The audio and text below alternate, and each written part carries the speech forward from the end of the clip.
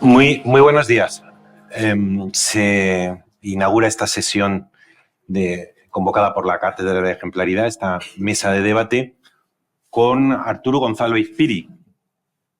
Yo concibo reuniones como hoy como un acto en virtud del cual tenemos una persona que sabe muchísimo, que es un experto y que nos regala una hora de su tiempo para poder extraer de su experiencia y de su sabiduría todo lo que podamos.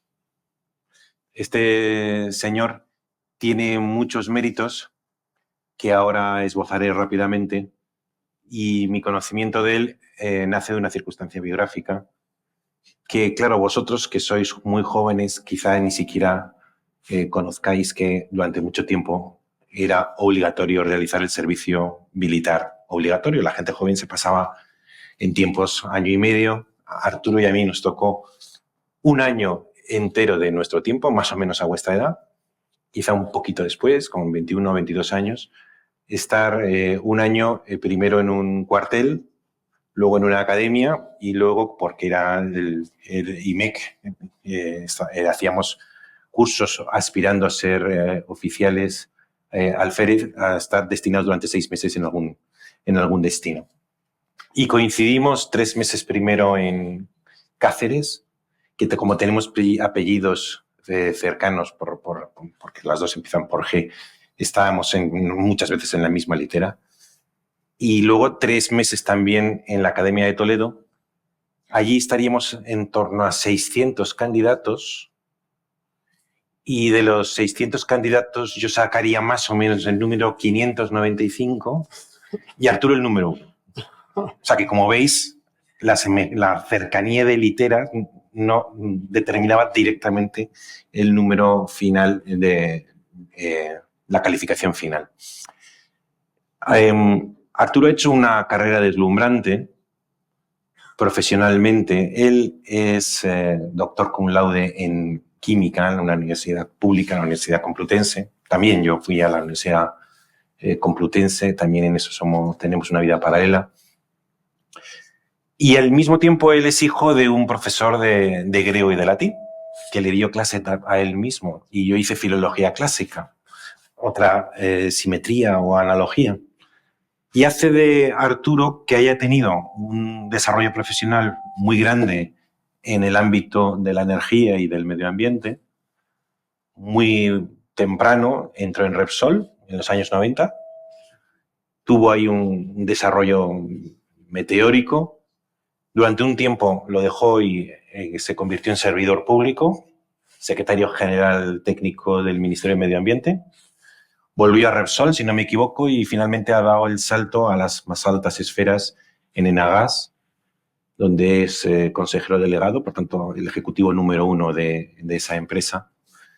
Y que, como digo, tiene esa combinación de un hombre profesional que ha tenido un desarrollo muy amplio en el ámbito de la energía, y le voy a preguntar específicamente sobre la energía. Quiero extraer de él sabiduría que nos pueda introducir a todos en la importancia de la energía, pero al mismo tiempo es un hombre que pertenece a los dos mundos, al mundo de la ciencia y al mundo de las letras, porque desde aquel tiempo en que ya en casa veía los libros del mundo griego y romano que le servían a su padre para estudiar y dar clase, está su afición al mundo antiguo, que ha desembocado en 3 novelas que ha escrito Arturo. No, que están muy bien, esas vocaciones adolescentes en que uno va probando también a escribir poesía, a escribir novela, que digo también aplaudo, sino 3 novelas escritas en edad madura. Una novela que ha sido editada en 2 sellos distintos, 2 novelas además que han recibido premio. Ahora nos hablarás un poco más de ella. Me gustaría saber si consideras que esas 3 novelas forman o no una trilogía en la que se van analizando los personajes de Amílcar Barca, Asdrúbal y Aníbal, y a esas 3 novelas, en torno a la saga de Aníbal y sus antecesores, le siguen un libro tras las huellas de Aníbal, que es un libro de una crónica de viajes que rastrea, si no me equivoco, sobre todo en España. Así es. en los lugares que han formado parte de lugares legendarios relacionados con esa misma saga. ¿Por qué escribiste novela, escribes novela en edad madura, es decir, en una época en la que además tus responsabilidades absorben mucho tu tiempo? ¿Por qué decides que parte de tu importante tiempo esté destinado a escribir novelas? Muchas gracias, Javier. Muchas gracias, en primer lugar, por la invitación a pasar este rato hoy con vosotros. Muchas gracias a CUNEF también por haber hecho algo tan extraordinario como una cátedra de ejemplaridad. Luego quizá podamos hablar un minuto de ello.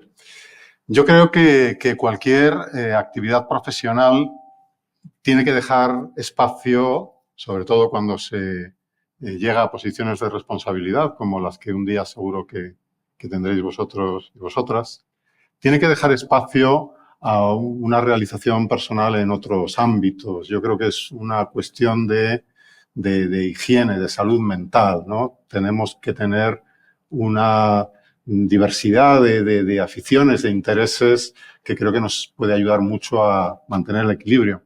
En mi caso, como ha dicho Javier, mi padre fue profesor de latín y griego. Yo, pues a vuestra edad, era muy común en casa leer a los autores clásicos y de ahí nació mi amor por la historia antigua.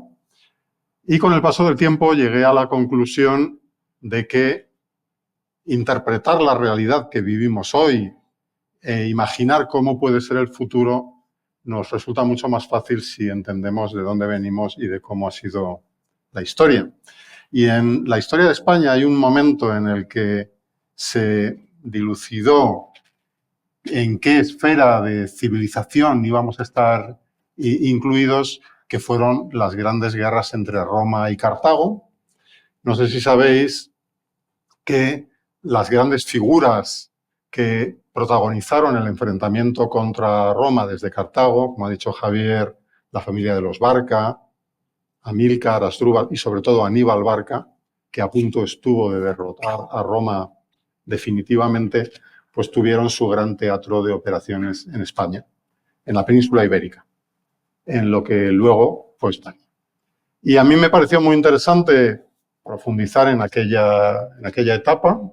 Estamos hablando del siglo III antes de Cristo, donde la península ibérica entró en la historia antigua, donde se produjo el gran enfrentamiento entre un modelo de civilización que era el romano y el cartaginés, que era como mucho más helenístico, y de aquella batalla salió el mundo romano, del cual somos hijos en línea directa. ¿Y por qué en ficción? ¿Por qué ficción? Porque podrías haber escrito unos ensayos. Es evidente que el relato de personajes y escenas te atraía más poderosamente como quizá manera de evocar un universo, un mundo o el dramatismo de una civilización que estaba en vilo, que simplemente haber escrito un ensayo sobre esa época. Yo creo que hay que aplicar también el principio de humildad. Y yo soy doctor en química, como ha dicho Javier. Yo soy un aficionado a la historia, pero ni mucho menos puedo competir con los académicos, con los investigadores, con los expertos en una materia como es la historia. Yo creo que la ficción, la novela, pues permite que un aficionado tenga en todo caso una historia, un relato que contar. Me gustaría que al final de nuestra conversación habláramos también de algo que Arturo ha ido desarrollando en unos artículos mensuales en LinkedIn, bimensuales en LinkedIn, porque él ha ido desarrollando, debido a la experiencia, la responsabilidad, ha habido ocasiones en las que él ha tenido que, bajo su responsabilidad, más de 25.000 trabajadores, y eso le obligó a tomar una conciencia especial de cuál es la conducta ideal que deben desarrollar esos trabajadores, más allá de lo estrictamente debido por el derecho, por lo que establece la ley laboral o la ley deontológica. Y eso le ha llevado a desarrollar una teoría de liderazgo y un modelo de liderazgo que ha ido afinando no solamente con su experiencia personal, sino con determinadas lecturas cercanas a la ética o a la teoría del comportamiento. Pero eso lo quiero dejar para el final, porque antes me gustaría que tuviéramos un ratito de conversación sobre lo que podríamos llamar una introducción mundana a lo que es la energía. Mundana quiere decir, en este caso, que Arturo nos haga el favor de entroncar algo que está en los telediarios, que está en los grandes informes, está en las mesas de las grandes instituciones del mundo entero y está, por supuesto, en la economía mundial, que es la energía, vincularlo a la vida de todos nosotros. ¿Por qué en el siglo XXI la energía, sobre todo en los países occidentales, probablemente en el mundo entero, pero ¿por qué la energía es tan importante para cualquiera de nosotros en el siglo XXI? La energía es lo que mueve nuestra vida, nuestra actividad, es lo que mueve nuestra sociedad. Una imagen que refleja, yo creo, muy bien lo que es la energía es como un sistema sanguíneo, ¿no? Es una red de infraestructura que lleva un recurso energético a cualquier rincón de la actividad humana y ese recurso energético es imprescindible para hacer funcionar los sistemas humanos, la sociedad humana, el sistema económico y nuestra propia forma de vida y nuestro modelo de prosperidad y de bienestar. La energía está presente en nuestras vidas a nivel individual o a nivel colectivo en todo lo que hacemos, desde que nos levantamos la luz por la mañana y enciendes la luz, o vas a ducharte, o calientas el desayuno, tomas un medio de transporte para venir al campus o para ir a tu empresa. La energía está presente en todas partes, en todas nuestras actividades, pero con una singularidad, y es que la energía siempre descansa en un vector físico.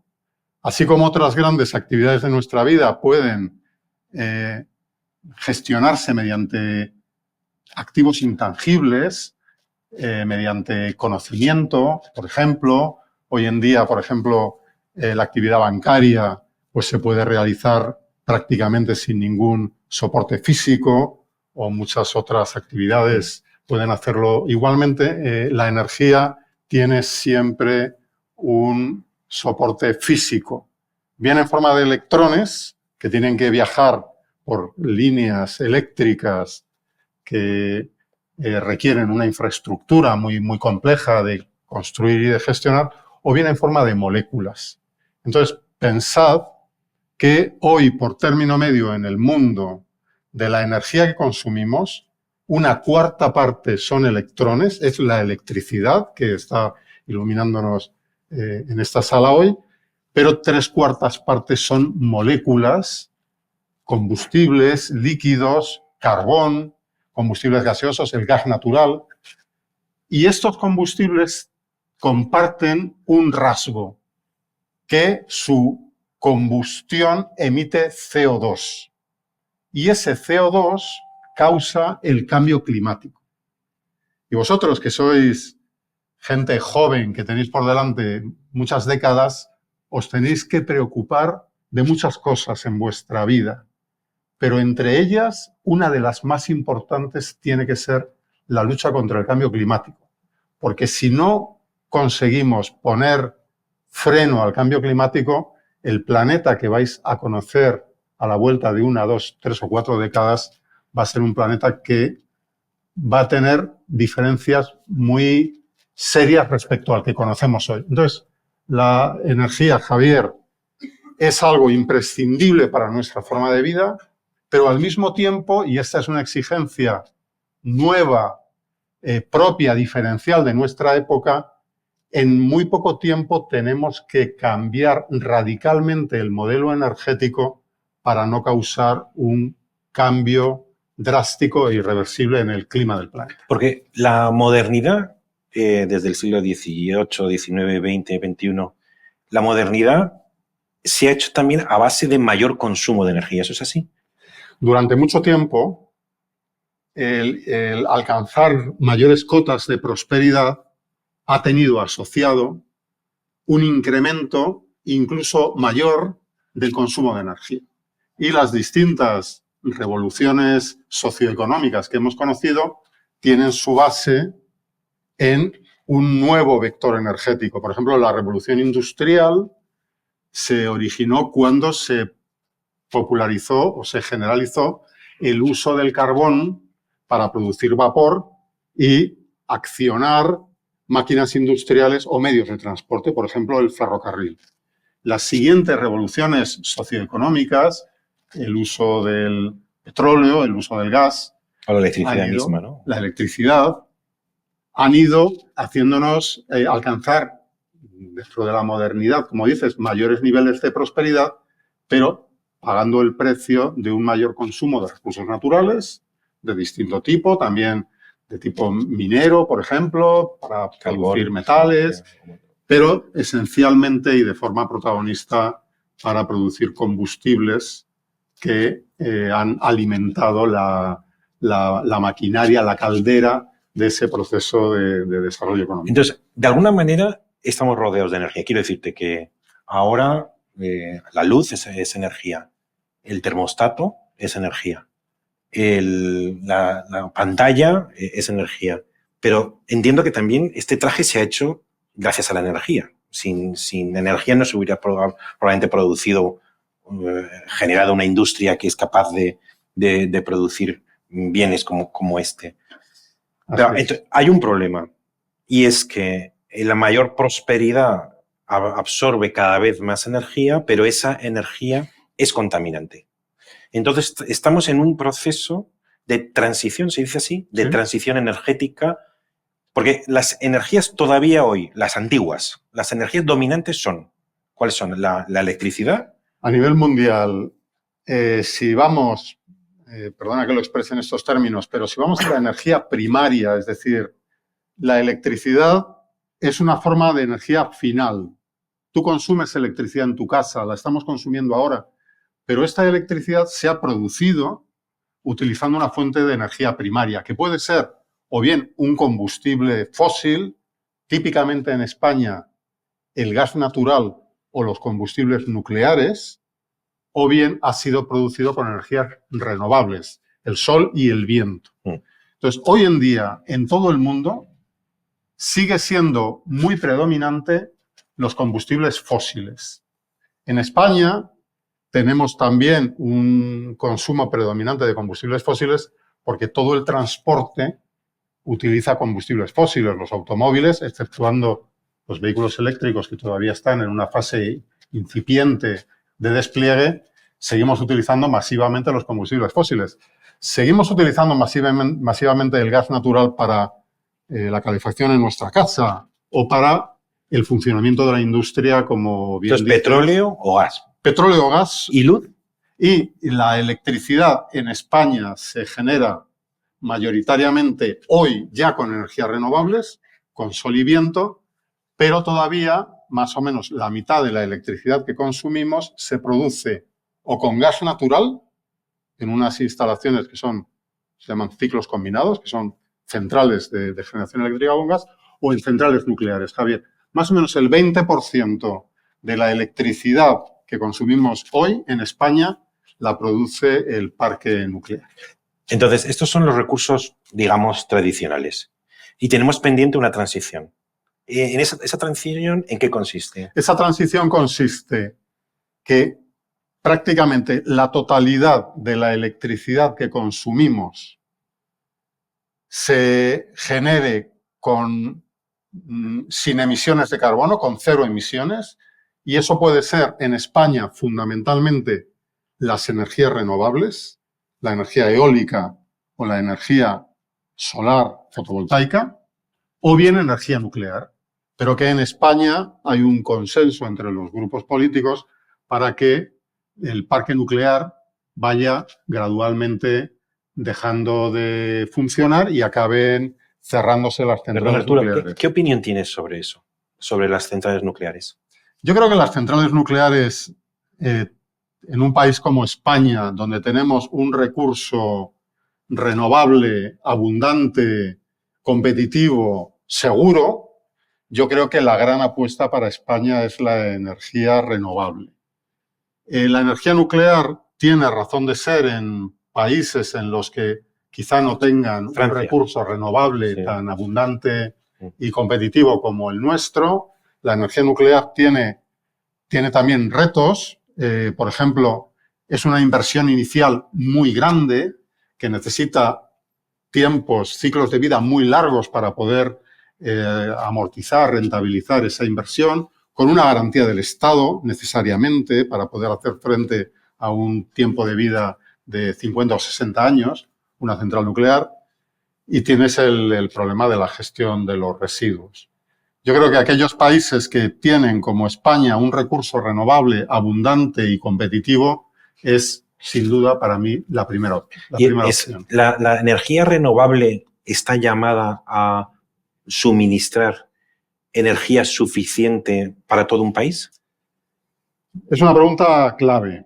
Y la respuesta es sí, en el caso de la electricidad, sin duda, y España va avanzando muy rápidamente hacia ese horizonte y según el Plan Nacional Integrado de Energía y Clima para 2030 vamos a tener más de un 80% de electricidad renovable en nuestro país, que es extraordinario, pero siempre pasamos por alto las moléculas. Siempre pasamos por alto que electrificar ciertas actividades no es posible. ¿Qué actividades no se pueden electrificar? La industria con alta exigencia de temperatura. Es muy difícil fabricar cerámica a 1000 grados con electricidad. Necesitas una alta densidad de energía, necesitas moléculas. O, por ejemplo, el transporte pesado. El transporte marítimo o los camiones de larga distancia no pueden funcionar con baterías. O la aviación. Tú no puedes llenar de baterías un avión. Entonces, el gran reto ahora, Javier, es cómo descarbonizar aquellos sectores que necesitan utilizar moléculas. Y ahí la gran respuesta para el futuro, donde España tiene también una oportunidad única, es el hidrógeno verde, que es una de las grandes prioridades de la política energética actualmente y es una de las grandes prioridades de Enagás. Dejadme deciros que ¿a qué se dedica Enagás? Eso, sí. Nosotros somos la compañía que gestiona el sistema gasista español.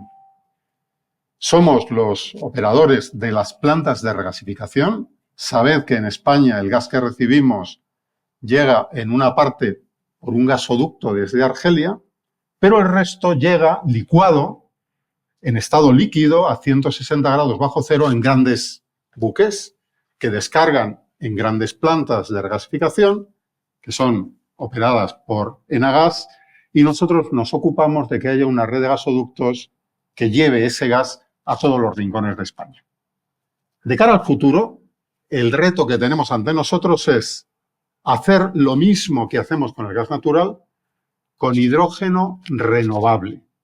Que igual que España tiene un enorme potencial de generar electricidad verde, renovable, podamos utilizar también esa electricidad para producir hidrógeno renovable. ¿Por qué se llama hidrógeno renovable? Se llama renovable porque hay dos formas de producir hidrógeno.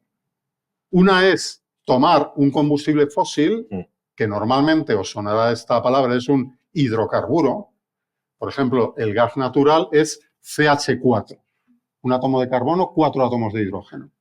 Pues lo que actualmente se hace es tomar el hidrógeno de esa molécula y el carbono se emite como CO2 y, por tanto, contribuye al cambio climático.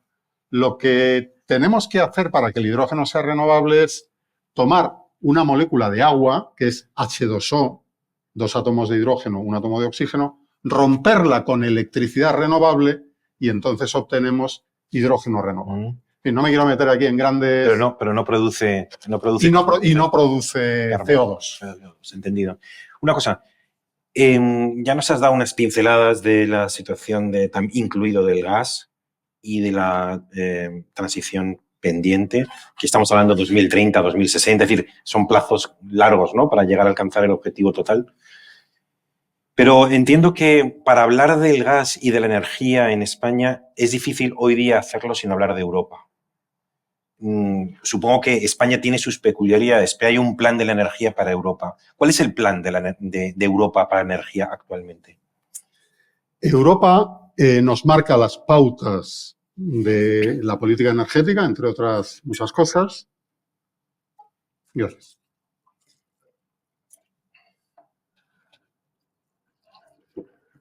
Y yo os diría que eso tiene que ser así, porque un sistema energético es siempre un sistema integrado. Y lo que nos pasa en España tiene mucho que ver con lo que pasa en Francia o en Alemania o en Ucrania. No podemos pensar que la energía es algo que cada país se puede ocupar de ello por su cuenta. Entonces Europa tiene 3 grandes prioridades y nos va mucho en que seamos capaces de hacer realidad esas prioridades. En primer lugar está la prioridad de la descarbonización, que tengamos un sistema energético que no contribuya al cambio climático. Esta es una prioridad número 1, lo es para todos, os lo decía antes. Si no somos capaces de descarbonizar el planeta, vamos a ir a un cambio climático. Descarbonizar es dejar de emitir carbono. Dejar de emitir CO2. Con los diferentes recursos naturales, ¿no? Eso es. Con las energías renovables. A través de energías renovables. O sea, es lo mismo, por decirlo así, ¿no? Descarbonizar y la transición hacia energías renovables son sinónimos. Son sinónimos con algún matiz, que no quiero yo ahora desviar la atención, pero que sepáis que también es posible tomar el CO2 que emiten nuestros procesos industriales y buscar un almacenamiento subterráneo definitivo para ese CO2. Que esto es lo que se llama la captura y almacenamiento de carbono. Entonces, hay países en los que se está apostando, allí donde no hay recursos renovables tan accesibles, se está apostando por lo que en la jerga le llamamos el CCS, el Carbon Capture and Storage.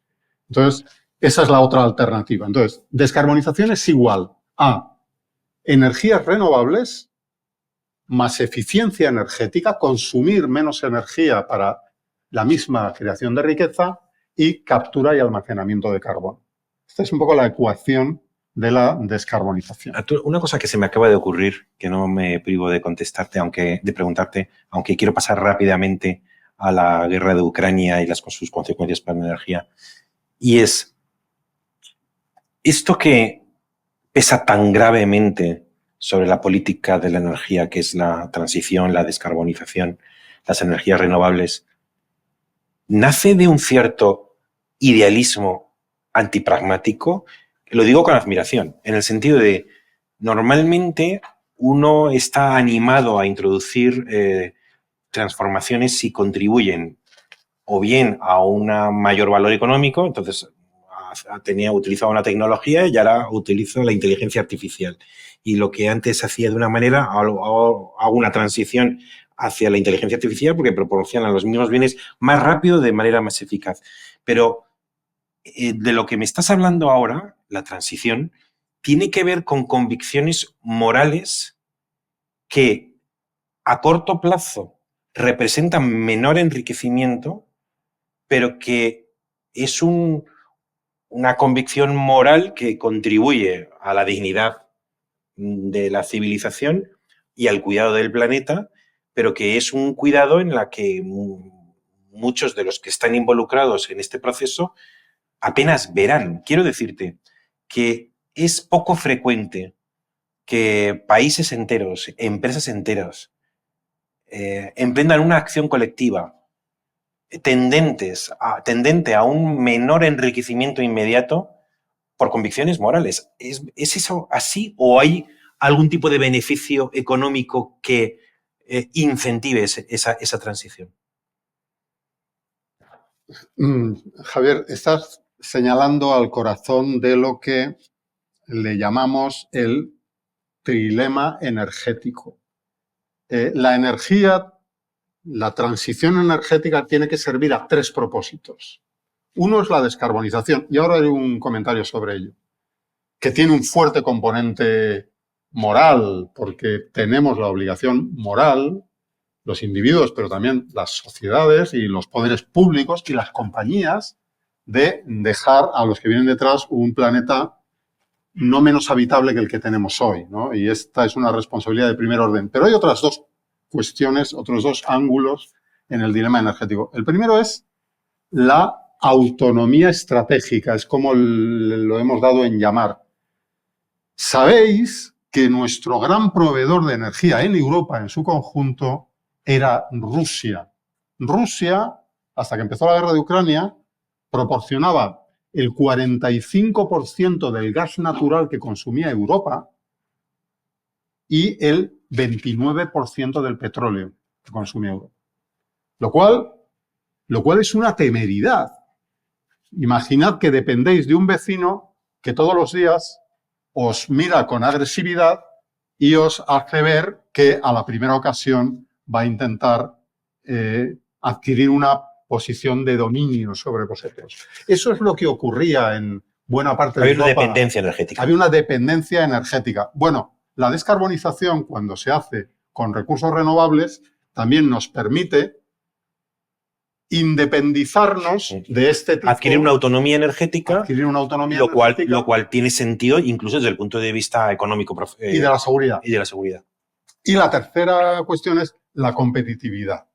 Si nosotros dependemos de unos combustibles fósiles que por razones de cualquier tipo, por ejemplo, geopolíticas, se pueden disparar de precio, nosotros, que en Europa no tenemos ese recurso, España no tiene recursos fósiles y eso durante un largo tiempo ha sido un lastre.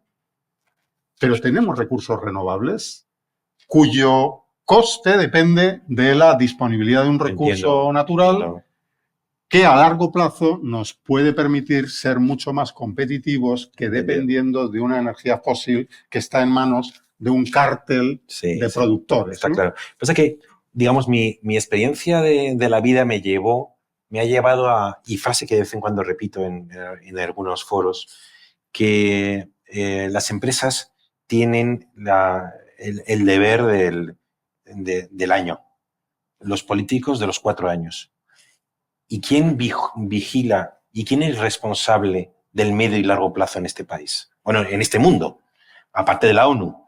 Entonces, ¿cómo hacemos, cómo conseguimos que haya incentivos para los países y para las empresas que legítimamente buscan el lucro y el lucro anual? ¿Cómo conseguimos que una empresa e incluso un país tenga incentivos para sacrificar el beneficio a corto plazo en beneficio de un medio y largo plazo? No es fácil. No es fácil a nivel de país o de región, y cuando hablo de región me refiero a Europa, eso lo conseguimos fundamentalmente con la regulación. Es decir, tiene que haber unas reglas del juego que nos digan, oiga, en 2030 usted, el objetivo, Francia, España, Alemania, tienen que alcanzar estos objetivos de energías renovables. O en 2030 las emisiones de los vehículos se tienen que reducir en un 80% o las emisiones de la industria se tienen que reducir en el porcentaje que sea. Eso a nivel europeo se hace respetando las reglas del juego. La cuestión es, ¿cómo hacemos respetar las reglas del juego a nivel global? Ahí entra la apuesta por la multilateralidad. Tenemos como un país y una región que es Europa que creemos en la legalidad internacional, tenemos que apoyar iniciativas como la Cumbre del Clima de Bakú, que ha terminado antes de ayer con un mal resultado, dicho sea a juicio de todos los analistas, porque hoy en día la multilateralidad es muy difícil de ejercer. Porque una cosa como esta, que no es ni nacional, porque el cielo, la energía, la contaminación no es un tema nacional, es de los temas claramente cosmopolitas, o sea, nos afecta a todos. Y entonces parece que hay políticas, por ejemplo, europeas, que están guiadas por lo que podríamos llamar un civismo y un compromiso intergeneracional de qué tipo de mundo queremos dejar a nuestros hijos o a nuestros nietos. Pero ¿se pueden tomar medidas en una región del mundo como es Europa cuando otras regiones no exhiben esa convicción ni ese civismo? ¿Podemos hacer nosotros algo sabiendo que el resto del mundo a lo mejor incluso aprovecha la buena intención en nuestra contra? Yo os diría, primero, hay que trabajar con el resto de países, sociedades desarrolladas que comparten una visión del mundo similar a la nuestra. Y aunque Estados Unidos ahora seguramente va a dar un paso atrás muy preocupante, pero hemos podido trabajar con Estados Unidos, con Canadá, con Japón, con Australia, con otros grandes actores económicos que comparten esta visión. O sea, digo, Unión Europea, Norteamérica, Australia, Japón, están en línea, por decirlo así, o han estado en línea. Están en línea. No es suficiente, pero hay dos aspectos más a considerar. Uno, Europa quiere unas reglas del juego justas a nivel global. Entonces, si nosotros a nuestra industria le ponemos unos requisitos de producir de modo sostenible, a los productos que llegan de terceros países a nuestras fronteras le ponemos unos impuestos, unos tributos para internalizar el coste de esas políticas para que no jueguen con ventaja en el mercado europeo. Es lo que se llama el mecanismo de ajuste en frontera. De modo que aquellos países que no cumplen tienen que pagar unos aranceles para no poner en inferioridad de condiciones a los productos europeos que sí tienen que cumplir. Ese es un tema. Pero el segundo tema es, hoy, en muchas tecnologías medioambientales, la lógica económica ya y la lógica de la autonomía estratégica ya se impone por sí sola. ¿Sabéis quién es el país del mundo que más está invirtiendo en tecnologías bajas en carbono en la última década? No es Europa, no es Estados Unidos, es China. Sí. China hoy tiene el 80% de toda la producción de paneles solares del mundo. China hoy fabrica casi la mitad de los coches eléctricos del mundo.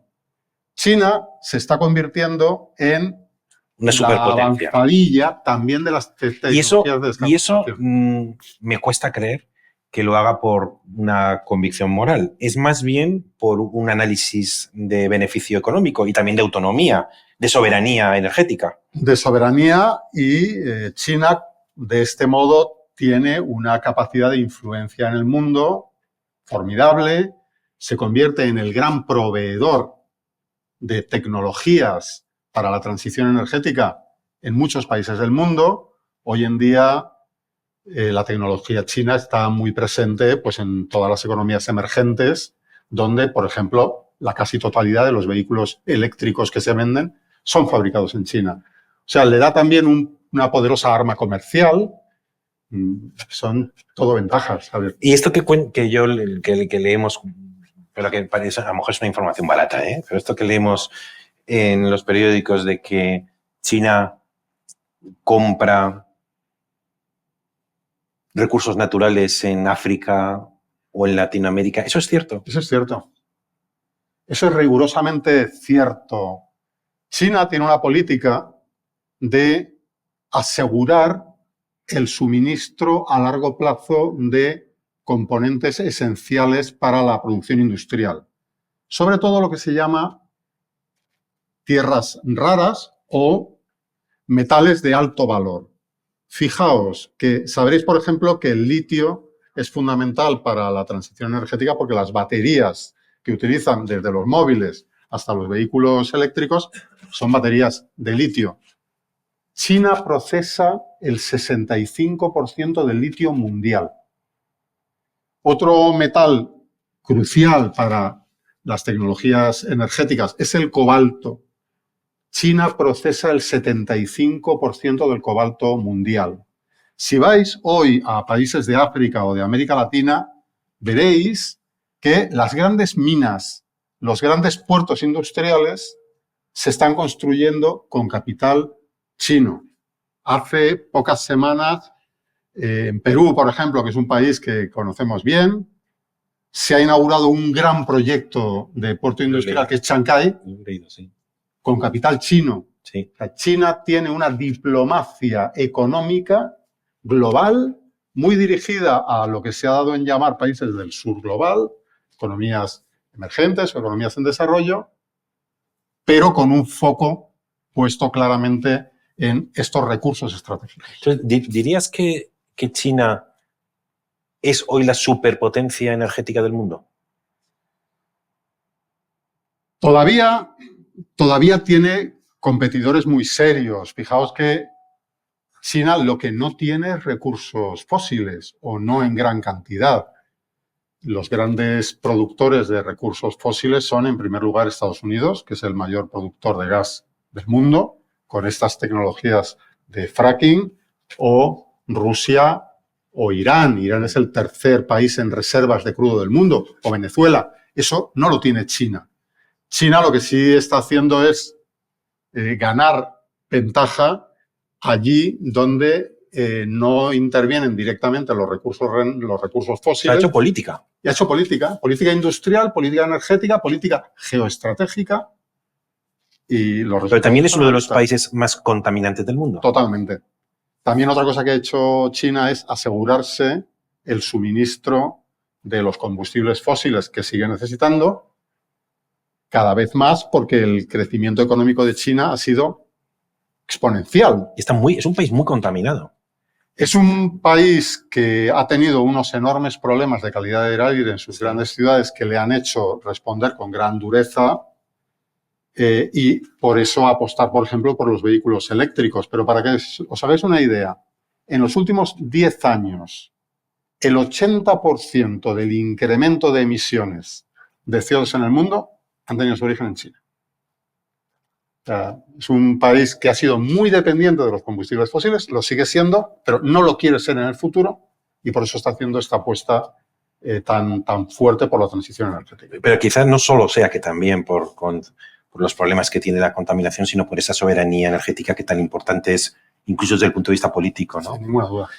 ¿Querías añadir algo antes sobre la guerra de Ucrania? La guerra de Ucrania, tú ya has anticipado algo. Y era que Europa dependía en un concepto en 45%, en otro más del 20% de la energía de Rusia. Claro, eso ha tenido que cambiar. ¿Qué efecto ha producido entonces en la política europea de la energía? Eso cambió de la noche a la mañana. Es algo tan increíble que un aspecto tan esencial de nuestras vidas pueda cambiar de la noche a la mañana. Un 24 de febrero de 2022, Rusia invade Ucrania. Y el que era el gran proveedor de energía para media Europa se convierte en el enemigo. Europa, que siempre, criticamos a Europa por su lentitud, el 24 de febrero empieza la guerra. El 8 de marzo la Unión Europea aprueba lo que se llamó Repower EU, que es la gran agenda, la gran hoja de ruta de transformación energética en Europa, donde el objetivo número 1 es dejar atrás la dependencia de los recursos energéticos de Rusia. Que llama la atención, incluso la brevedad del tiempo para una decisión tan capital, ¿no? Estaría pendiente, ¿no? Un tema existencial. Sí, Javier, sí. Tú imagínate Alemania. Alemania ha construido su prosperidad, que en parte es para todos, porque Alemania es un gran contribuyente a la economía europea, pero la ha construido pues, por muchas capacidades, tiene una fuerza de trabajo extraordinaria, unas industrias muy eficientes, pero además ha tenido durante décadas gas ruso muy barato, muy competitivo. De la noche a la mañana, Alemania tiene que renunciar al gas ruso y además se da cuenta que es una cuestión de vida o muerte, de supervivencia. Entonces, la respuesta de Europa es inmediata porque estamos ante un riesgo existencial. ¿Qué decide Alemania? Alemania decide acelerar la transición energética, acelerar el despliegue de las energías renovables, acelerar el despliegue del hidrógeno verde. Hasta que eso llegue, Alemania decide sustituir el gas que viene de Rusia por gas licuado que pueda venir de cualquier país del mundo. E inicia la construcción de plantas de regasificación, que os digo esto porque además en Agas somos el operador y el accionista responsable técnico de una de estas grandes plantas en Alemania que se está construyendo en Hamburgo. Como a veces ocurre lo del Felix culpa, en esta ocasión una circunstancia tan desgraciada como una guerra sí ha producido una cierta aceleración en la transición. Así es. Y la guerra de Israel, Oriente Próximo, ¿ha generado ya consecuencias en la energía mundial o solamente ha puesto en peligro cosas? Sobre todo ha puesto en peligro cosas. Ha producido un efecto inmediato en los precios, porque cuando tú pones en peligro algo, pues inmediatamente ese algo se hace más caro. Y nosotros estos días estamos viendo el gas en Europa pues cotizando a 45 o 46 euros por megavatio hora, cuando hace 6 meses estaba en 30. Y este incremento que va a nuestras facturas del gas o de la electricidad todos los meses tiene su origen en el conflicto en Oriente Medio, en la guerra de Gaza, que se extiende al Líbano, que se extiende a los hutíes que a su vez lanzan misiles contra los barcos que cruzan por el Mar Rojo, o que crea una situación explosiva con Irán, que como he dicho es el país con las terceras reservas mundiales de crudo, e Irán amenaza con cortar el tráfico por el estrecho de Hormuz. Diréis, ¿y a mí qué me importa el estrecho de Hormuz? Pues nos importa porque el 21% de todo el gas natural que circula por el planeta pasa por el estrecho de Hormuz. Entonces, cuando hay una situación de inestabilidad en Oriente Medio, donde hay grandes actores como Arabia Saudí, Irán, que proveen al planeta de buena parte de la energía que consumimos, pues todo el mundo se pone nervioso. Y ese nerviosismo se traduce en precios más altos, tensiones en el suministro y, en general, una percepción de falta de seguridad energética. ¿Y Estados Unidos cómo anda? A Estados Unidos, decías que China no ha tenido yacimientos o no tiene recursos naturales en su propio suelo que le haya permitido obtener la energía que necesita para su actividad económica o vital. Pero Estados Unidos sí ha tenido un suelo más rico, ¿no? En el petróleo y en el gas, y con estas nuevas tecnologías es un país que sí goza de bastante soberanía, ¿no? Actualmente sí, desde hace 15 años sí. Con el fracking. Con el fracking. Y entonces ahora eso le lleva a una cierta indiferencia respecto a lo que se haga el resto del mundo. Sí, bueno, ya sabéis que en Estados Unidos en los últimos tiempos pues las administraciones demócratas han estado más abiertas al mundo. Las administraciones republicanas, sobre todo la última de Trump, y todo hace pensar que se va a repetir en la nueva presidencia del presidente Trump, ha sido un país más encerrado en sí mismo. En la primera presidencia de Trump hubo claramente una desatención a Oriente Medio, a mantener la estabilidad en Oriente Medio, espacio de liderazgo vacante que se apresuró a ocupar China. Y de hecho ha habido negociaciones de paz en Oriente Medio que ha protagonizado, que ha catalizado China, algo extraordinario, ¿no? Entonces, sí que esa autonomía energética de Estados Unidos, hoy Estados Unidos es un exportador neto de gas. ¿Importa, no importa? ¿Quizá para productos tecnológicos? O bueno, para hacer tecnología, estas que decías tú de cobalto para hacer ordenadores o para hacer iPhones, o eso se hacen todos en China. Ciertos metales, pero casi toda la fabricación se hace en China, ciertamente. O sea, hoy Estados Unidos es un exportador de gas bastante importante. Petróleo no sé decir ahora, pero seguramente estará bastante balanceado. Y claramente Estados Unidos ha dejado de tener tanta prioridad en mantener abiertos las rutas de comunicación marítima. ¿Por qué? Porque ellos son ya no le atañe tanto. Pero sí que son contaminantes.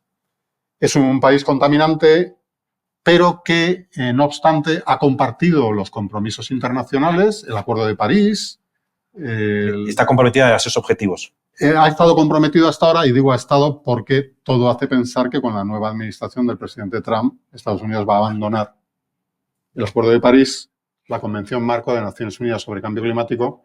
Ese es el anuncio que hizo durante su campaña. Entonces, Vamos a ver qué ocurre en los próximos meses, pero todo apunta a que la nueva administración Trump va a sacar a Estados Unidos de la lucha global contra el cambio climático. Pero Estados Unidos ha reducido mucho sus emisiones. Estados Unidos era un país que descansaba muchísimo en el carbón para producir electricidad y en la última década mucho de ese carbón ha sido sustituido por gas natural, que es mucho menos emisor, o energías renovables. Y aunque sea por omisión, ¿eso le da a Europa una oportunidad de liderazgo mundial en materia de la energía?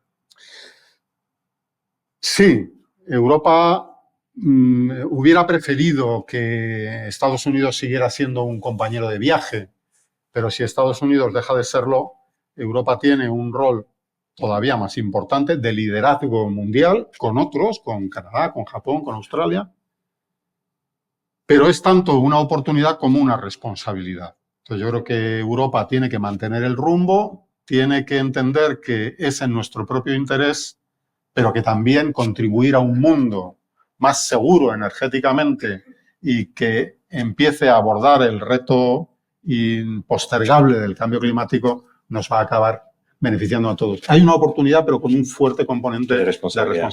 Una cosa, Arturo, he entendido bien que en tu empresa, Nagas, tenéis pendiente una inmensa transformación de ser una compañía que trata el gas tradicional a liderar la transición energética. Vosotros tenéis la obligación de ser líderes ahora mismo en Enagás. Has entendido perfectamente, Javier, y es nuestra prioridad.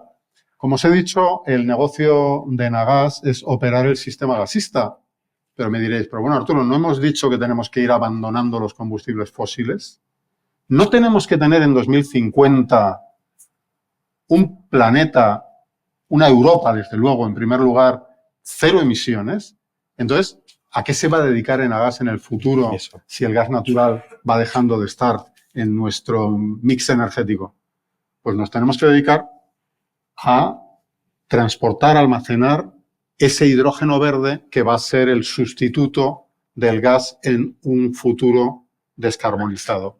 Hacer esa transición de una empresa que se dedica al gas a una empresa que se dedica al hidrógeno sin perder de vista que el gas va a seguir estando presente en nuestra dieta energética durante muchos años, pero ese es el gran reto que tenemos ante nosotros. Lo que es interesante, y entonces ya hago no la transición energética, sino la transición de tema de la energía al liderazgo. Hemos hablado de que una posible omisión de Estados Unidos obliga a Europa, que quizá tiene la ventaja respecto a otros países de que no dependen, sus políticas no dependen tanto de quién gana las elecciones a una presidencia. Si gana Trump, gana Biden, gana Harris, la política es energética una o la contraria. En la Unión Europea hay una mayor estabilidad porque no dependemos de las elecciones de un presidente que puede cambiar por completo la política en una materia. En eso yo creo que le podría dar un cierto liderazgo a Europa. Todo el mundo sabe que Europa no va a abdicar de sus finalidades energéticas como si puede hacerlo Estados Unidos o Canadá si cambia de presidente. Eso es así, ¿no? Así es, somos el resultado de un consenso. Más a largo plazo. Estabilidad a largo plazo. Y luego hemos hablado de que tú en tu carrera personal en Repsol has tenido funciones en las que has tenido bajo tu cargo a más de 25.000 personas que te han llevado a reflexionar sobre en qué consiste ser un buen trabajador y cuáles aquellas motivaciones no solamente económicas y laborales, sino personales, morales, que le pueden llevar a un trabajador a su excelencia. Y ahora resulta que eres el máximo responsable de una gran empresa que es ella misma un ejemplo de liderazgo, puesto que tiene que estar al frente de la transformación de recursos antiguos por unos recursos renovados, recursos renovables, y que tú estás al frente de ello. Entonces, no me parece extraño que siendo como eres una persona, te conozco, muy reflexiva, eso te haya llevado a alguna meditación sobre en qué consiste el liderazgo. El liderazgo, haces unos artículos cada 2 meses en LinkedIn que probablemente sean material para un libro futuro o una investigación futura donde puedes articular todo lo que hayas dicho a lo largo del tiempo. Y esto me da pie para preguntarte qué modelo de liderazgo propones en tu escrito que es resultado de una larga experiencia y una larga reflexión y una larga carrera profesional. Gracias, Javier, por traer esto a colación. Yo os diría que yo sobre todo abogo por un modelo de liderazgo ético. Pero déjame hacer un poco una introducción a este concepto. ¿No os llama la atención que haya, veid a cualquier librería, no os llama la atención que haya tantos estantes en la librería dedicados, por un lado, a cuestiones de management y liderazgo, por otro lado, a cuestiones de autoayuda? ¿No os llama la atención? Pues yo esto lo conectaría, y como estamos en una cátedra de ejemplaridad con el padre, yo creo, de la teoría de la ejemplaridad, yo creo que tú comentas, Javier, en tus libros, que vivimos en una civilización subjetivista que ha renunciado a decir a sus miembros, a sus ciudadanos, cuál es la forma de vivir bien y de comportarse correctamente. Y creo que esta es una reflexión muy, muy pertinente y creo que esto lo que crea es una necesidad en la conversación pública de encontrar otras formas de abordar ese anhelo de reflexionar sobre cuál es la forma de comportarse y vivir correctamente, ¿no? Una inspiración, para mí, ética y con una referencia de virtud. Si pensáis en de qué va esto de la conversación sobre el liderazgo, es algo que se puede extender casi a cualquier orden de la vida. Es una reflexión sobre cómo actuar correctamente.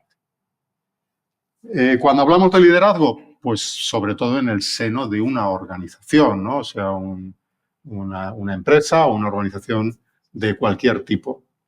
Entonces yo creo que cuando nos preguntamos cómo actuar correctamente en el seno de una organización, la mejor fuente de inspiración es acudir a esa larga tradición de pensamiento ético que disfrutamos en particular en Occidente, ¿no? Y de esa reflexión, pues para mí salen una serie de principios que intento que estén presentes en mi día a día, que intento que personas que pensamos igual vayamos fortaleciendo esa visión ética del liderazgo en las organizaciones. Y para mí, la visión ética del liderazgo en una organización, en primer lugar, es centrar toda la atención en las personas. Cuando un día seáis miembros de una organización, de un equipo, o tengáis personas a vuestro cargo, lo más importante de todo son las personas en una organización. Pero eso requiere que en vuestra forma de relacionaros con las personas pongáis en juego una serie de principios. Y algunos de ellos son, Javier, tú también has ido a parar a ello en algunas ocasiones. El primero es la dignidad, la igualdad de todas las personas, la dignidad de todas las personas. Una organización se tiene que basar en la dignidad y en el respeto. No puede en nuestros días acudirse a una forma de liderazgo basado en la imposición o en el autoritarismo. Esto ya es cosa del pasado. Es lo que algún otro pensador llama el liderazgo de la revolución industrial o el liderazgo inmunológico. O sea, el liderazgo basado en la jerarquía, en las normas, en los códigos, ya no funciona. Necesitamos un liderazgo basado en la dignidad, en el respeto, basado en las relaciones humanas.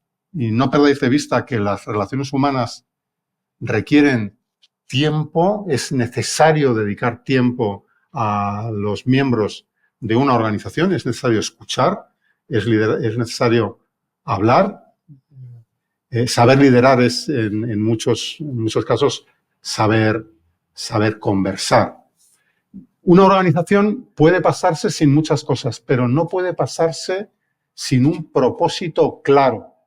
Y allí donde vayáis en cada etapa de vuestra vida profesional, vais a necesitar, vais a pedir que se os proponga un propósito claro. Y definir ese propósito, Javier, y conseguir compartirlo con una organización es responsabilidad del líder. Tú utilizas mucho el concepto de carisma, ¿no?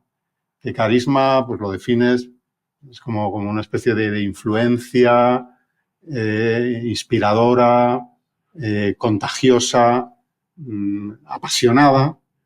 Bueno, pues ese carisma tiene que estar puesto al servicio de un propósito compartido por la organización. Que ese propósito responda a una causa que podamos considerar justa es también un elemento central del liderazgo ético. Y voy a proponer alguna pregunta ya, si alguien quiere formularla. Y algo que, aunque no has dicho explícitamente, está implícito en lo que has dicho, incluso en un carisma, incluso en la dignidad, de carácter igualitario. Es decir, no un liderazgo elitista, aristocrático, en que un grupo de personas, pequeño grupo de personas, marcan a todo el mundo cómo debe comportarse, sino un liderazgo recíproco, en el que todo el mundo está llamado a su manera a un liderazgo. ¿No es así? Totalmente, y me sabe mal citarte a ti, porque te tengo delante, claro. Y ya te puedes citar tú mismo, pero bueno, yo creo que la ejemplaridad va de eso. Yo creo que la ejemplaridad a mí me atrae mucho porque parte de ese principio igualitario.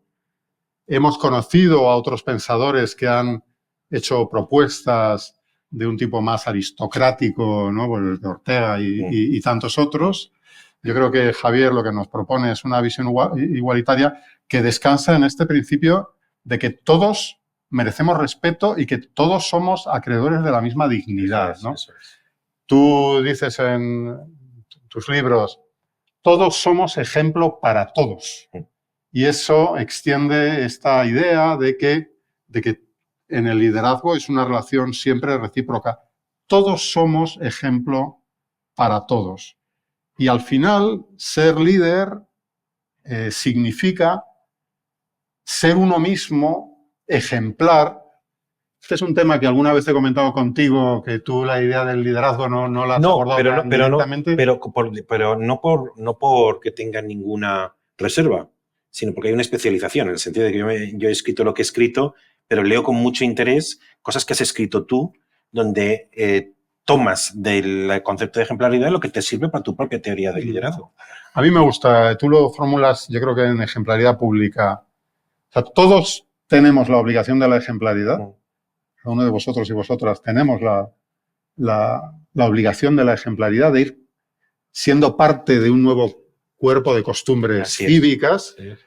Pero quien tiene una posición de mayor responsabilidad, de mayor autoridad, si queréis, esta responsabilidad de la ejemplaridad la tiene de forma especial, de forma eminente.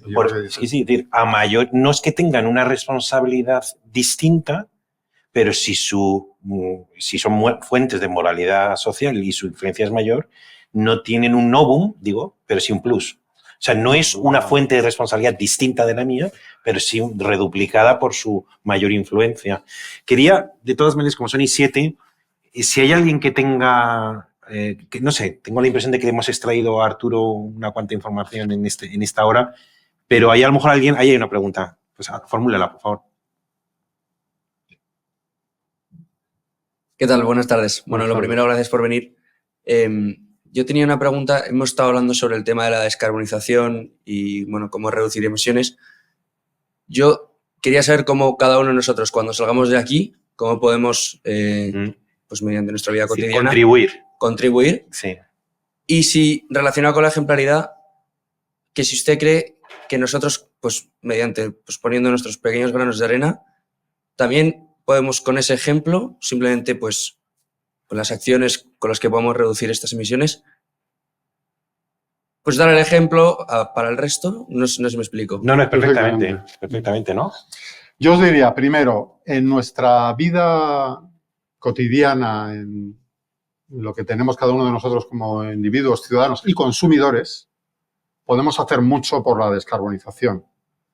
Podemos hacer un uso eficiente de la energía en casa, desde los consejos de la vida cotidiana, ¿no? De no utilizar la calefacción o el agua caliente o apagar la luz más de lo que necesitemos. Pero es muy importante, no es algo anecdótico, es muy importante.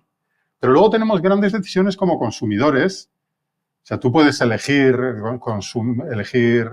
comprar productos que tienen certificado energético. Por ejemplo, si tienes que comprar un electrodoméstico, puedes comprar uno que consume menos energía, o puedes utilizar bombillas en tu hogar que consuman menos energía, o puedes comprar un vehículo que sea híbrido, que puedas utilizar también electricidad renovable. Es decir, en tus decisiones como ciudadano, como consumidor, incluso como elector, llegado el caso, vas a poder influir. Pero vosotros estáis llamados a ocupar posiciones y tener funciones de responsabilidad en organizaciones en el futuro. El que imprimáis a vuestra órbita de influencia, que imprimáis ese compromiso personal, es fundamental. Ser líderes éticos significa que tus convicciones las lleves a tu vida privada, pero también a la esfera pública en la que tú actúes. O sea, totalmente vuestras decisiones individuales son clave, y estoy seguro de que además más adelante vais a poder llevar ese compromiso personal también a la esfera pública. Además, me atrevo a añadir de que, como decía Renan, que hay una famosa frase, ¿no?, que decía que una nación es un sufragio permanente, decía que en realidad un país se sustenta en el hecho de que un montón de españoles o un montón de franceses acuerdan que cumplen las leyes, cumplen la Constitución, y hay una especie como de levantarse de la cama y hacer lo que un francés debe hacer es una manera de crear Francia. Y el mercado puede ser también un sufragio permanente. Es decir, si hay muchas personas como tú que tienen conciencia y acaban comprando un producto, el mercado se transforma. Porque el mercado que sí está motivado muchas veces por vender más, si vende más porque los ciudadanos tienen una mayor conciencia de transición, ¿no?, o de una mayor conciencia energética, no solamente afecta a tu vida, afecta a la vida de las empresas. Así que acaba condicionando no solamente tu existencia, que no es poca, y la de tu entorno, sino la propia economía. ¿Hay alguna pregunta más? Ahí hay otra. Hola. Bueno, primero darle yo también las gracias a don Arturo por esta conferencia, me ha resultado muy interesante. Y bueno, la pregunta sería, remontándonos al principio de la conferencia, cuando usted hizo hincapié en la importancia del cambio climático y que es realista. Entonces mi pregunta es por qué hay ciertos líderes políticos que afirman que no existe o que es poco relevante el cambio climático, y al hacerlo, pues, ¿qué pretenden conseguir con ello? Eso implica un cierto juicio de valor, y eso siempre es resbaladizo, pero yo te diría que Javier decía que a veces la empresa piensa en un año, los políticos en 4, y generacionalmente tenemos que pensar en plazos mucho más largos. Quizá en nuestro caso, como nosotros hacemos infraestructuras, fijaos, ayer estuve en nuestra planta de Barcelona, que es la más grande de Europa, que se puso en funcionamiento en 1969. O sea, los que hacemos infraestructuras tenemos visión de largo plazo. Pero, respondiendo a tu pregunta, yo creo que es muy fácil y muy cómodo pensar que mis responsabilidades van a durar 4 años y no quiero exigir esfuerzos o sacrificios que puedan ser impopulares y que no me vayan a dar un rédito electoral a corto plazo, ¿no? Yo creo que esa visión miope está presente en un cierto modelo de liderazgo político. Por fortuna, yo creo que en general en Europa tenemos un consenso que nos hace mirar a largo plazo, pero creo que todavía tenemos que enfrentar a la miopía de líderes que no quieren enfrentar el problema, y la mejor forma de enfrentar el problema es negarlo. Entonces, negar la evidencia científica pues te puede llevar a decir que las vacunas son una conspiración mundial o que la Tierra es plana, o que el planeta nació hace 4.000 años o a que el cambio climático no existe. Negar la evidencia es una mala idea para hacer frente a los grandes desafíos colectivos como el del cambio climático. Otra pregunta. Una pregunta ahí. Hay una aquí y Hay otra por ahí, otra ¿no? más allí. Hay dos más y ya la terminamos, porque son las 2:15. Aquí. A formularla rápidamente. No sé si pediros que formuléis las 3 preguntas seguidas y entonces Arturo ya responde a las 3, ¿vale? Vale, yo entiendo que esto de las energías renovables tiene un punto también de marketing, en el sentido de que todavía no estamos en el desarrollo óptimo y que todavía hay muchísimos problemas por resolver. Entonces, me gustaría saber cuáles son esos problemas. O sea, desde problemas de recursos, o sea, de derechos humanos a la hora de producir cobalto, por ejemplo, en el Congo, o a la hora de almacenar esta energía. ¿Pero problemas de derechos humanos en producir las energías renovables o las otras? Bueno, a la hora de producir baterías para las energías renovables. Vale. Muy O sea, bien. que hay muchos problemas Biocombustibles, que el todavía... aceite de palma, en fin, hay... Pero me gustaría saber cuáles Sí, son los principales interesante. problemas que mucha gente no dice luego. O sea, los problemas que puede afrontar, incluso morales, la transición. Sí. Muy buena pregunta. Otra pregunta. ¿Qué más? Bueno, yo quería hacer referencia a una idea que se ha visto mucho en la historia, que es la autosuficiencia energética y si lo es posible en un futuro en España o en Europa. Muy bien. Tercero, la autosuficiencia española y europea en el ámbito de la energía, ¿no? Bueno, mi pregunta es sobre, ha mencionado usted que habría que subir los aranceles a esos productos de países que no juegan con las mismas normas que aquí en Europa a nivel de emisiones de CO2. Sin embargo, como hemos mencionado, los coches eléctricos, China es uno de los países que más exporta este bien. Esos coches eléctricos habría que subirle los aranceles por cómo los producen o habría que bajarlos por lo que puede suponer el bien a las emisiones de CO2 en España. ¿Alguna pregunta más? La cuarta, ahí hay una pregunta, ¿no? Esta es la última, entiendo, ¿no? Sí.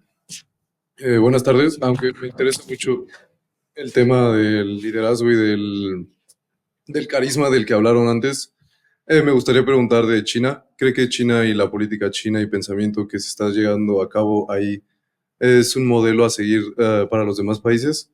¿Es un modelo que se tendría que copiar por parte de los demás o qué se tendría que hacer? Fenomenal. Pues yo creo que con estas 4 preguntas son buenas preguntas. Dan para mucho y creo que algunos habéis quedado ahí con ganas de... Lo dejamos aquí para también levantarnos con un poco de hambre, ¿no? Exactamente. Bueno, primero, creo que tienes razón. En la transición energética también hay aspectos que no podemos pasar por alto. Por ejemplo, ha sido muy polémico el uso del aceite de palma para la producción de biocombustibles o el uso de la extracción de metales en condiciones como las que dices. Yo creo que cuando hablamos de transición energética tenemos que prestar atención protagonista a los aspectos de sostenibilidad y derechos humanos de cómo se lleva a cabo. Y Europa creo que tiene un clarísimo foco en que las cosas se hagan bien y no produzcan ese tipo de daños. No obstante, todo lo que podamos hacer localmente, lo debemos hacer localmente. Cuando Europa se plantea que la descarbonización de su industria se tiene que hacer con hidrógeno, lo óptimo es que ese hidrógeno se pueda producir dentro de Europa, con energías renovables en Europa, porque es donde nos dan mayores garantías de todo tipo. Si necesitamos recurrir a terceros países, tiene que ser bajo marcos de actuación que preserve a las comunidades locales, al medio ambiente a nivel local, etcétera. O sea, es un tema absolutamente crucial, pero creo que Europa sí que lo está abordando correctamente. Pero que está bien en el sentido también de no idealizar el camino, ¿no? Hay dificultades. Hay grandes retos. Los que has mencionado son un buen ejemplo y no tenemos respuestas a todo, porque, por ejemplo, la electricidad renovable y las baterías consumen mucho litio y eso es minería que impacta mucho en el territorio. Ir a un modelo de minería sostenible no es nada fácil. O sea, yo no digo que esto sea fácil, no lo dice nadie. No os fiéis de quien nos diga que esto es De los fácil, simplismos. pero es el camino Sí, sí. y esos impactos se pueden abordar y se pueden corregir y creo que Europa es un ejemplo de cómo se debe hacer. Hablamos de autonomía. Nunca vamos a ser 100% autónomos energéticamente. Tenemos que estar siempre en un sistema global que tiene mucho de interrelación entre muchos actores. Lo que sí que tenemos es que evitar ser dependientes de socios que no son nada fiables y que van siempre a buscar su propio beneficio en detrimento de la estabilidad global.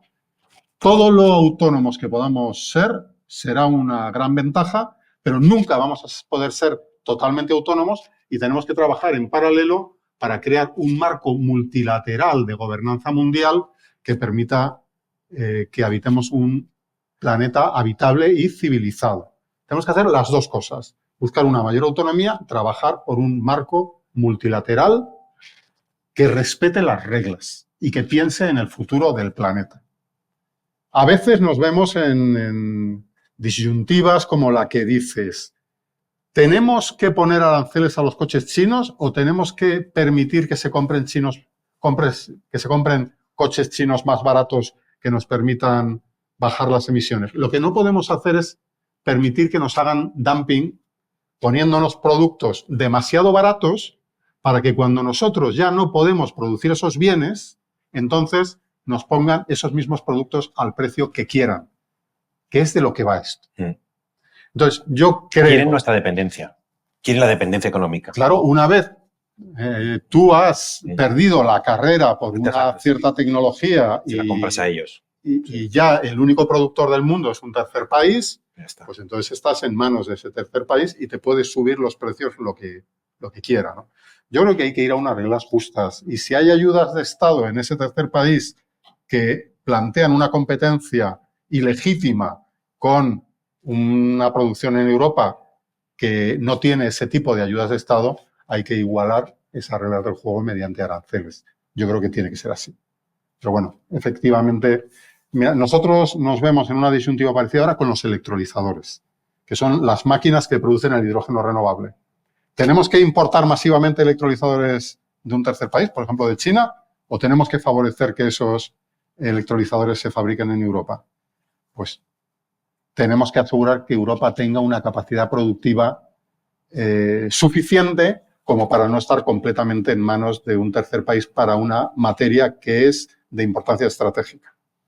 Por último, yo creo que ese modelo no es el nuestro. El autoritarismo tiene las patas cortas. Puede dar resultados a corto o medio plazo o incluso a largo plazo cuando lo que estás haciendo es enfrentar un atraso secular de subdesarrollo, de analfabetismo y de injusticia social. Pero eso no puede aplicarse en lugares donde llevamos siglos construyendo un modelo de sociedad diferente. Esa disyuntiva, ¿sabes dónde está muy presente? En los países que no tienen democracias consolidadas. En esos países, el ejemplo de un país que no responde a un modelo democrático como China, sí que puede llevar a este espejismo, que una sociedad autoritaria puede ser más exitosa que una sociedad democrática. Yo pienso que no. Una sociedad abierta, democrática, educada, que comparta responsabilidades entre sus miembros, que tenga libertad de expresión, libertad de asociación, libertad de iniciativa empresarial, libertad de mercado, creo que esa va a ser siempre una sociedad con un éxito asegurado a más largo plazo. Que el éxito de un país que lo ha tenido, que lo está teniendo, que ha sacado a cientos de millones de personas de la pobreza, no lo olvidemos, que ese éxito que responde a unas circunstancias muy concretas no nos haga pensar que es un modelo exportable a nivel global. Voy a terminar. Una de las cosas que yo he aprendido de esta charla, aparte que ya lo sabía, como todo el mundo lo sabe, la importancia de la transición energética, es la importancia de la autonomía. Es una palabra que has repetido mucho en esta conversación. Autonomía, autonomía, autonomía. Y que entiendo que la transición puede favorecer esa autonomía. Y una pregunta de la que ya te pido una respuesta un poco telegráfica. ¿España está en una buena posición en esa transición y en esa autonomía? España nunca ha tenido una oportunidad como la que tenemos ahora. España puede ser el gran hub, el gran centro de energías renovables en Europa y puede ser un gran elemento de prosperidad y de competitividad. Nada menos. Yo creo que ha sido una clase magistral de Arturo. Te agradezco enormemente tu tiempo, tu sabiduría, tu experiencia y tu generosidad para compartir con nosotros todas esas ideas. Muchas gracias a ti, Ha Javier. sido un placer enorme. Gracias. Gracias. Muchas gracias. Así que